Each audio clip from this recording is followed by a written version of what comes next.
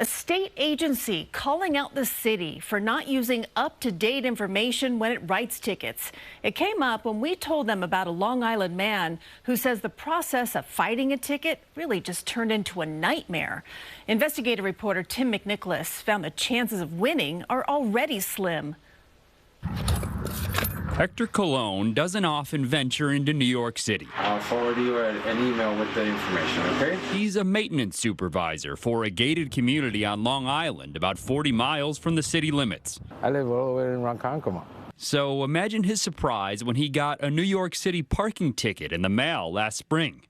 And then another and another. 2, 3, 4, 5. A total of 8 tickets and notices from the city that he owes nearly $1,000. Money Colon says he needs for his diabetes medicine. I can't afford $1,000 that I could be using for my bills, for something that I didn't even do. The tickets list the same make, model, even the same VIN as this truck, which Colon says he'd already sold. And the DMV confirms to CBS News New York he transferred the title months before the violations. He says he tried to fight the tickets with records showing he'd canceled his insurance and surrendered his license plate.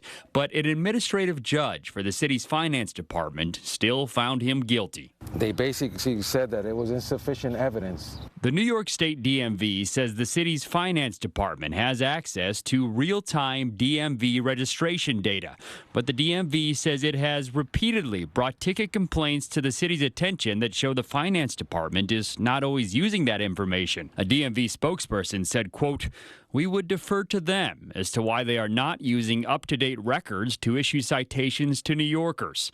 The city says it regularly uses DMV data, but, quote, timing issues can impact the quality of information, and they encourage motorists to promptly report any transfers to the state, which Colon says he did, but was still found guilty. My wife paid about, I would say about $600 worth of it. She was like, you know what, let me just pay some of them so they don't garnish his check. She was just scared that, it was going to be more of a hindrance for me. Data obtained by CBS News New York shows the city's finance department issued more than 16 million tickets last fiscal year for illegal parking and traffic camera violations.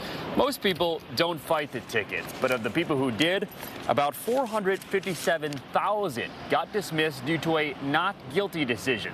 That's 3% of all tickets and 30% of all tickets that had a hearing. The mission of the Department of Finance mission is to raise money. Retired attorney Larry Berezin, who helped New Yorkers fight tickets by attending city council meetings and running an advice blog, says the city should rethink its dispute process. To have the Parking Violation Bureau under the Department of Finance creates a conflict. So, I mean, if you were charged with a crime and you're looking up at the judge and the judge is a police officer, how would you feel? The finance department insists the process is fair and says hearing officers and judges paid by the department are per diem employees, not staff. The city would not agree to an interview for this story. Anthony Say from the Department of Finance. But it has been using videos and social media posts to spread the word about its parking summons advocate, Anthony Say. The city says Say's office can independently assist with violation issues that cannot be resolved through normal Department of Finance channels.